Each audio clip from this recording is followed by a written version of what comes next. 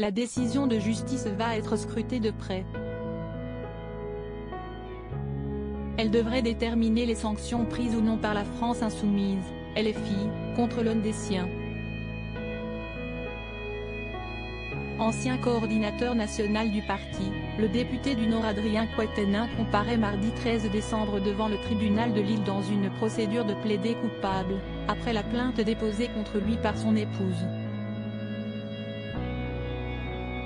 Elle l'accuse, notamment, de l'avoir giflé. Un fait de violence physique qu'Adrien Quatennens a reconnu, bien qu'il démente des accusations de violence physique et psychologique répétées formulées plus tard par son épouse.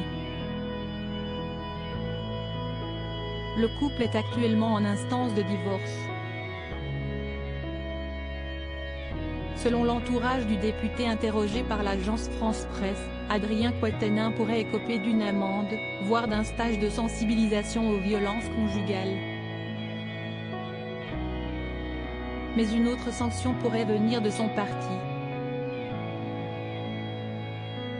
Même si le nouveau chef de LFI Manuel Bompard, dont la récente nomination fait polémique en interne, assure sur France Inter qu'au sein du groupe, personne ne considère que toute hypothèse de retour est impossible, la vérité est un peu différente. Adrien Quatennens va-t-il quitter la France insoumise ? La députée LFI Clémentine Autain indique dans Libération qu'une fois que nous serons éclairés par la décision de justice, nous prendrons à nouveau une décision politique sur sa place à nos côtés. De fait, cette affaire à la fois privée et politique crée de profondes divisions au sein de la France insoumise. D'un côté, Jean-Luc Mélenchon, secondé par son nouvel héritier Manuel Bompard, semble ne pas vouloir se séparer de son ancien protégé. De l'autre, des députés et des militants LFI estiment que le parti, qui a fait des violences sexistes et sexuelles un de ses combats majeurs, doit se séparer de son député.